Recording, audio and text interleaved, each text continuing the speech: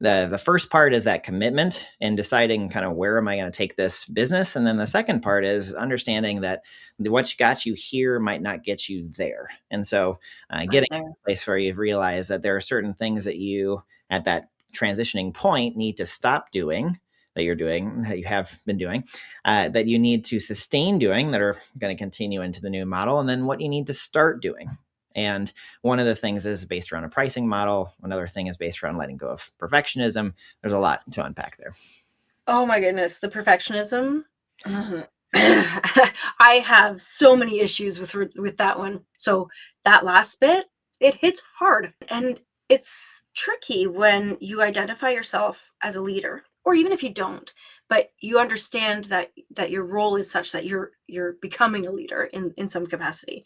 To be able to allow for that perfectionism to go away, to allow for the executive decisions of, I need to stop doing something that I've been doing a long time. That's really hard to continue to do. You said to stop, sustain, and then to start. You don't bend very much. You're just doing what you do. But to choose to actively stop something that may have been working in the past in order to start doing something that you've never really done before, and you think it'll work, but you're not sure, and people say it'll work, but maybe it won't. There are so many variables. That can be really hard.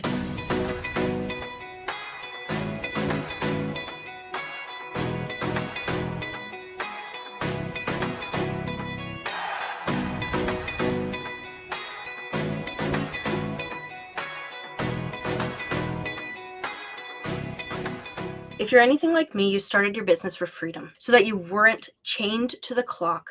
Clock in at 8, clock out at 4, take a miniature lunch break, work overtime if you want more money. I didn't want that, and that's why I started mine. So why is it that you're still working so many hours in order to get the pay that you want to get? Because trust me, you don't need to trade time for money. And that's where this conversation today is going to change your outlook forever. That's also why we have Jesse here today, because he's the expert. And he's going to tell you a little bit about himself, why this topic matters to him, and why it absolutely matters to you too. Jesse, welcome to the show. Thank you, Shauna. Yeah, and thank you, everyone. And for anyone that is listening right now that is a founder of a business, you got into business not to work harder or work longer in order for you to make more money. You got into it for freedom.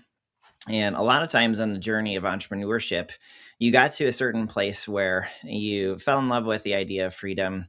You wanted to become your own boss, but you realized that it's actually not as easy to create that freedom as you had in the vision. And I know on my journey, Niche and Control is my fourth business. My first 3 businesses were based around my skills. So if I didn't work didn't get done. And I was working 60, 80-hour weeks for years, led towards burnout and actually dissolving businesses as they were becoming successful because I couldn't figure out that whole freedom aspect. And it wasn't until I went into corporate America in between my third and fourth business that I started learning things like systems, processes, and what's called a single point of failure. And in that process of learning the systems and processes, I started realizing this was the thing that was missing in my previous businesses. And once I started to realize how valuable those processes and systems were in corporate, which led towards a $180 million acquisition, that I started realizing that this was the gift that was given. And in Niche and Control, it started in 2019. And I started to realize that what if I took everything that I'd learned in my first 3 businesses in entrepreneurship, and what if I learned and captured my learnings from corporate, and I put them all together into a method, which I call leverage for growth. And leverage for growth is really geared towards creating that freedom of removing what's called single points of failure, that freedom of being able to transition from the self-employed, founder that's working long hours into a business owner where you're relying on people and systems to grow the business. And over the last 6 years, I've coached over 500 agency owners to implement the leverage for growth method and create that freedom. And so I'm super excited to talk to Shauna about freedom and entrepreneurship on this podcast. So thank you very much, Shauna. I am thrilled because I think that words like single point of failure, words like freedom, these things are going to really be the turning point and understanding exactly how we can fulfill that dream of time freedom, energy freedom, monetary freedom. These are crucial in moving forward. Mhm. So I know that a lot of what we're talking about here is going to come down to tactical, practical action steps, systems, processes. But before we can even make those choices and implement those methodologies, my understanding, based on our brief conversations beforehand, is that there's a certain level of internal work that Mhm. needs to happen so you can actually make the necessary decisions and actions to even get anywhere. And that Mhm. stems from a sense of leadership. So Mhm. internal leadership, in order to externally action that leadership and impact the world around you for yourself and Mhm. others. Let's talk about that, and then we can get into the tactical, practical. How do we actually make this shit happen? Mhm. Absolutely.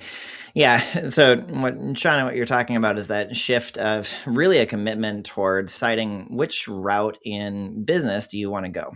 So, there's one route which is based around the Robert Kiyosaki in Cash Flow Quadrants uses the terms self-employed and then business owner, and they're two different ways of actually making money and looking at business. The self-employed people are the people that are trading hours for our time, and the only way to make more money is you either increase the rates or you just work more hours. And a lot of times in the way beginning, that's how we start, right? You might start off as freelancer and then slowly start generating some demand, and then you're used to that model of trading hours for time. But there's a certain point where you might experience something similar to what I just described a second ago, where you take on more clients, it increases your hours, and you start losing the vision of why you got into the business in the first place. And you have to make a decision of what you're going to do with the business. Are you going to make it to where it is all about you and you reach certain type of cap? You have a lot of freedom or control because it's just literally you. Or if you're going to start building systems and people, there is a switch and a commitment that needs to change. And that commitment is one of the biggest things that's needed. And that comes from an understanding that you have to kind of like grab life by the horns and decide how you're going to design and build and create the life that you want.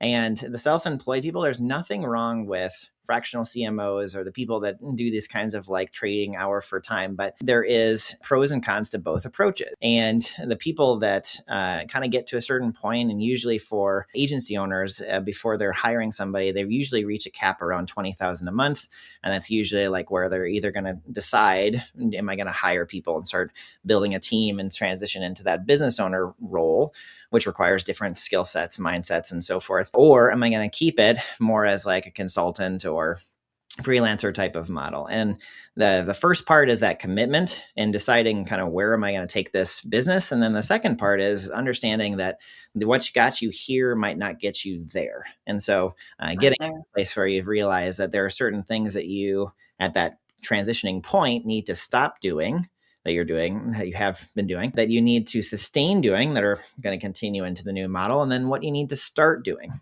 And one of the things is based around a pricing model. Another thing is based around letting go of perfectionism. There's a lot to unpack there. Oh my goodness, the perfectionism. I have so many issues with that one. Because Mm-hmm. if I'm being honest with you, that's kind of where my business is at, where Mm-hmm. we're making sure that we have a team, where we're making sure that we're able to execute in different capacities at different levels for the different services that are provided. So that last bit, ooh, it hits hard. Goodness gracious! Apparently, words don't come today either. That's Yeah, okay. yeah, So you're not alone. Perfectionism is a huge one for sure.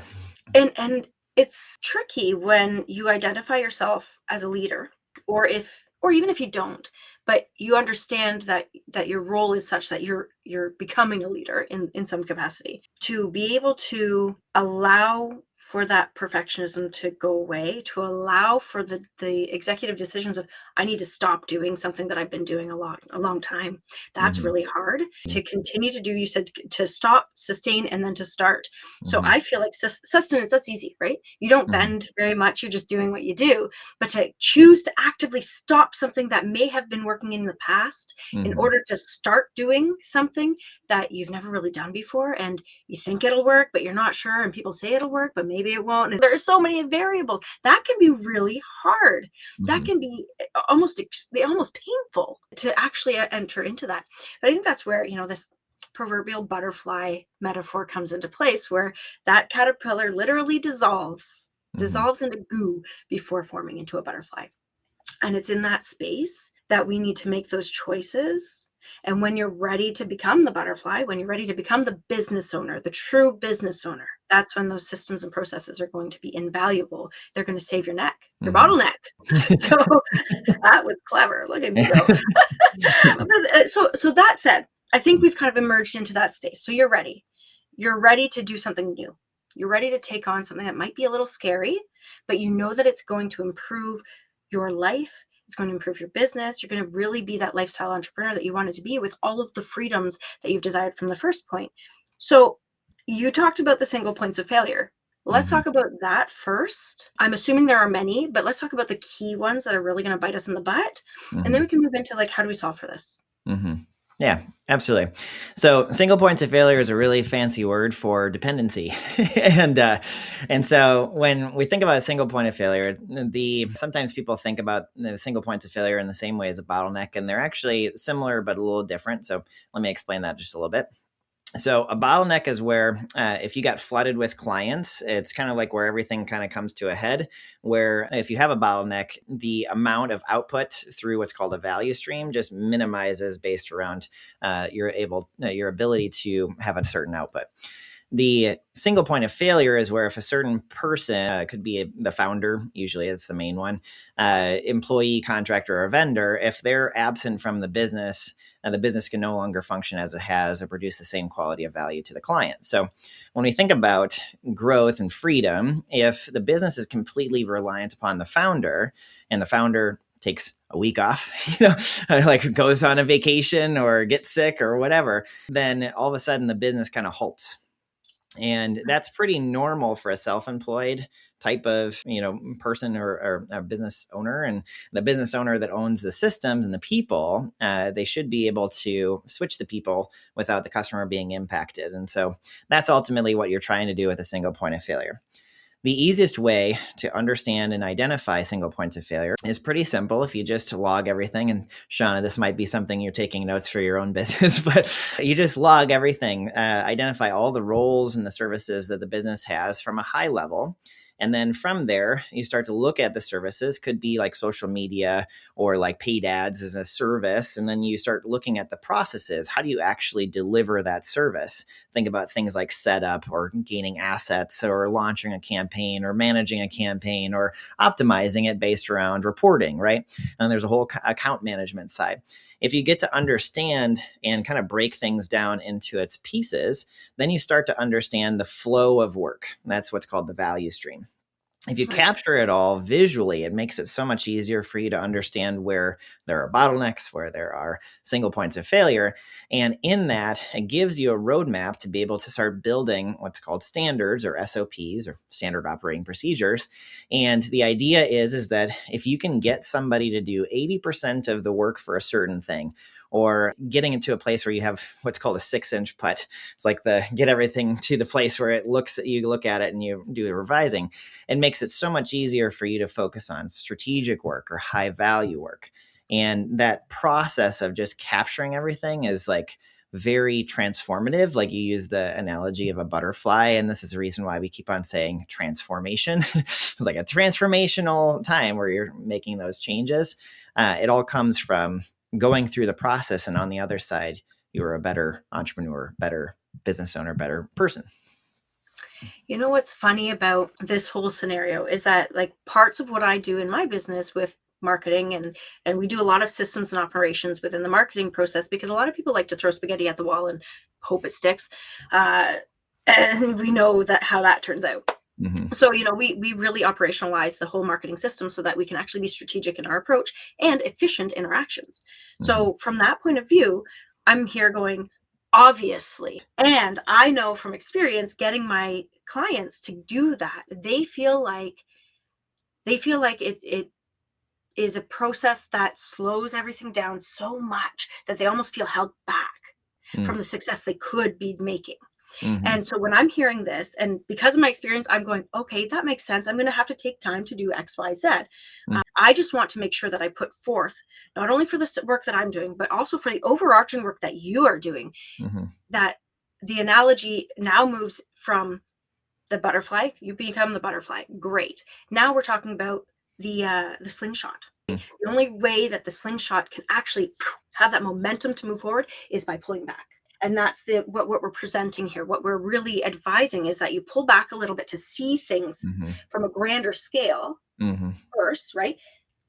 Pull out the little details, understand it, not just conceptually, but from a tactical, practical, tit for tat point of view. Reformat it in a way that's cohesive and tight. And that's when that string really gets taut at the back. That will allow you to shoot forward and actually achieve what you want to achieve. And for most people here, it's freedom. You know, it's really cool. So I always think about, if you think about what you're talking about with the slingshot, it's the idea of asymmetric returns. For anybody that doesn't really understand that concept, just research it. It's where you put one unit of input in the right way, you create leverage of 10 units of output. So for an example, yesterday I worked with my executive assistant Leah on some of the joint events that we're doing in 2026, and I kind of just documented everything I possibly could about what I was doing in the new system. We're rolling out a new system this week, and capturing as much as I possibly could. And then she took that and built it right into a reoccurring event template with all the links that I used that took me 4 hours before will probably take me about 6 hours, or not 6 hours, 60 minutes, 60 minutes, going forward. It basically cuts the time of me searching for a bunch of things, getting distracted by whatever I'm trying to find, and it's centralizing it. And one of the greatest things you can do to remove single points of failure is understand that there's two different business models. You have centralized business models where everything funnels through the founder. Okay. And then you have decentralized business models where you build assets that do the things that the founder normally would do. And it comes from centralizing information. So you decentralize the business by centralizing information. And that process of being able to capture everything, just like the example of the joint event and ClickUp now that I can just duplicate and then use, saves you time, so much time. And the cool thing about the day and age of the time of this recording with 2026 is you can capture all that information, generate SOPs, and do a lot of this stuff in a very, very, very short amount of time. Where back in the day, it used to take you months. It might take you a week. It's like kind of crazy. Yes. And expediting that, you're absolutely right. Going from 4 hours to do something, trying to find all these things, to 60 minutes, that literally can mean onboarding a new client. It can literally and that client isn't typically in this world. It typically isn't like, oh, I'm going to make $50. No, it's like you're making exponentially more money because you're taking the time to organize what needs to be done, as you say, by centralizing the information. Your intellectual property is now in this space. This is how things function. And now you are not the only person who knows how to function. Also, even if you are the person who's going to execute on that task, now you're going through this document. And instead of searching for the particular tracking template or the particular whatever template, you've already got one sheet and it hyperlinks to the right places. You're not overthinking these things. I just did that for one aspect of my onboarding because we switched systems as well. And it makes a huge difference. Huge difference. I'm now able to onboard somebody like this with most of it completely automated. Whereas before, again, it was mostly completely automated, but now it's better. I was just like, it's faster and it's more fresh and it feels more white glove. And it's through the systematization that is possible. Okay, so that doesn't mean it's easy. So what would you say then? We were talking briefly before we started recording here about journaling and about really keeping track of the different things that are going on in our day-to-day. And I'm curious how that fits into everything. I'm curious how does somebody who hasn't really done this before, or maybe they've done it, but maybe not to this scale, how do you start? we could have a whole podcast episode on this one topic, but I'll try to keep it relatively concise. So, if you're in the way beginning and maybe you resonate with trading time for money right now, and you may want to make the switch, you're committed in some form, but you don't really know how to start. The first thing you can do is just a time log. And pretty much every podcast guest appearance, I talk about a time log in some form. But you just log your time every half an hour for 7 days, and it'll give you raw data. And just like if you're running a marketing campaign and you're taking over ads, you look at previous campaigns to figure out what you need to optimize. Same exact thing when it comes to time. And logging in as much detail as possible. And if you want to go as far as talking about energy management, do you do a certain task? Does it gain energy, or do you get depleted by it, right? And include both personal and professional, include things like sleep, scrolling social media, all the different things, right? And because the more honest you are about your time log, the more awareness you have of, first off, kind of where you are today without judgment, just understanding kind of where you are. So that way you can start to look at what can you eliminate from your time right now. Your use of time is actually it's like the core foundation of everything, because how the self-employed person uses time is going to be different than the business owner uses time, right? So what can you eliminate that you're doing right now? What can you automate? Right? Maybe the onboarding process, right?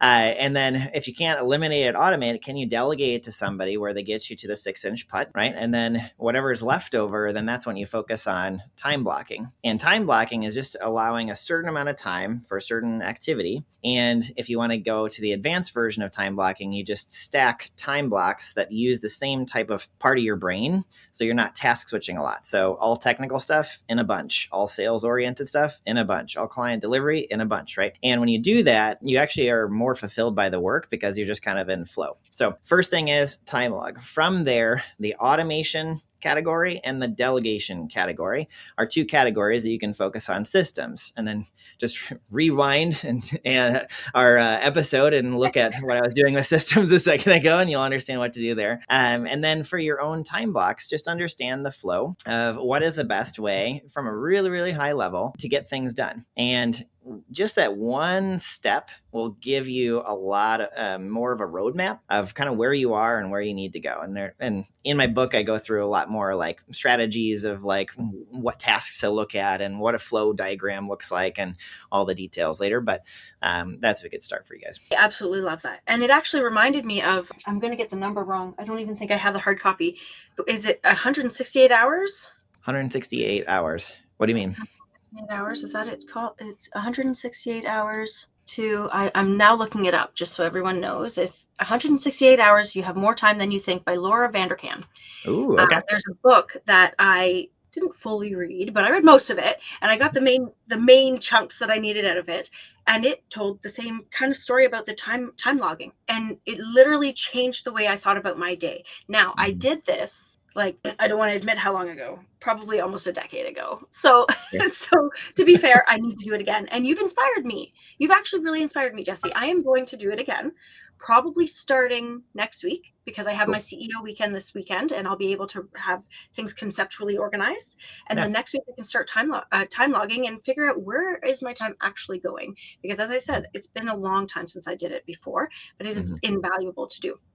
So I'm going to just really suggest to everyone who's joining us here for this conversation to check out the 168 hours book, but also that book is very, I feel like it's very broad reaching for anybody who wants to understand what their days look like and how to prioritize their tasks and things in an overarching point of view. But Jesse, please hold up your book, because that's going to be a lot more specific to actually getting things done in business. So if you want to find this book here, if you want to actually get that time taken care of, this is where we start. And because of the inspiration today, I'm going to tell you that I'm going to be first on that list of getting that to my door, because it's got to happen. And if anybody wants to join a book club, hey, let's start it. Study group. We can ask the author. Hello. I like to listen. If it's not fun, it's not for me. I want to make it fun no matter what we're doing. And if you watch The Simpsons, you know that the book can also be a hack. Good. Sorry, if you don't watch The Simpsons, then that went over your head, but that's okay. That said, I feel like we could dive into not only the time management, not only the ability to implement these systems and processes, but also just talking about your book and being a human in business and being a leader in business. I feel like we could literally talk about that all day. Mm-hmm. I could continue speaking past bedtime, which isn't a bad idea because then my husband can do the kids' bedtime, but I digress. We've only got so much time today. So what I'm going to ask you to do, please, Jesse, is let's take what we've talked about today and distill it into a gold nugget that we can take action on now. And I know you've already told us about time logging. I know that your expertise is so expansive that I'm sure that you can give us the spark under our pants to do the next best thing. But I also know that I've put you on the spot. So I'm going to give you a moment to think about it. Mm-hmm. And in that time, I want to remind everyone that conversations like this happen every single week, and you get to join us for them. But you'll miss it if you don't subscribe. So make sure you ding that bell. Make sure you're subscribed and ready to listen to the next episode as it comes out. Don't forget to comment too. We're not going anywhere. We want to answer your questions. We want you to succeed. So subscribe, comment, and share with a friend. Because let's be real, I think everybody could do some time logging at the beginning, especially at the beginning of a new year, which is at the time of this recording. But I believe that any time is a good time for new goals, New Year's kind of mentality. So even if it's, let's say you're listening to this in October, share it. It doesn't matter. Let's go nuts. With that, I'll get off my soapbox. And Jesse, please tell the people what they need to hear. So if you have resonated with this episode, I'm going to give you your long-term strategy of growth. That's about 75% of what you're going to do going forward. It's kind of like if you're meditating and thoughts come in and you don't beat yourself up, you just go right back to your breathing. This is exactly what you're going to do as a founder. It's called the Leverage for Growth method. It's a 5-step method, and we talked about the first two. The first thing you can do is start with the time log. Log it for 7 days, every half an hour, personal and professional, and start looking at what can you eliminate, automate, delegate, time block. And once you start to carve out time, your main goal in the way beginning is to carve out 8 to 10 hours at least to work on your business per week. Once you start carving out time, focus on systems. Just rewind this episode, understand exactly what I talked about with systems. And your main goal with that is that the majority of the work is documented so that you could take a vacation and make it to where other people are doing the work, customer doesn't get impacted. The third one, which we didn't talk about, is once you start building systems, you're going to understand the value that you deliver to your clients. The things that you're doing are going to add some massive value and some things that are not so valuable. Being able to look at a minimum viable solution for your clients is going to be the third step, which I'll cover in my book, which I'll talk about in a second. The fourth step, once you have an offer that is aligned towards the client outcomes, focus on filling up your pipeline by connecting a referral program, inbound program, and an outbound program. So that way, filling up a pipeline is no longer the bottleneck to growth. And then the fifth step is really based around the people systems, hiring, training, and managing people so they can run whole parts of the company so you can focus on growth. That is the Leverage for Growth method.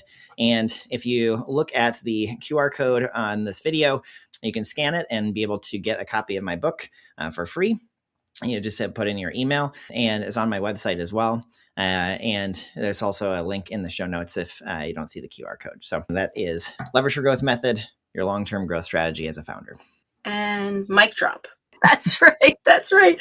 I love it because you know what? Not only is this timely for me, because the way I think of things is such that we are always on an upward spiral of growth and evolution. We will always have to revisit things that we may have already thought we've kind of worked through, right? Mm-hmm. But we're going to come around with a different level of understanding, and we're going to have to redo that sort of thing. And that is exactly what is happening in my personal space right now, but also this is something that you as a listener are going to experience over and over again.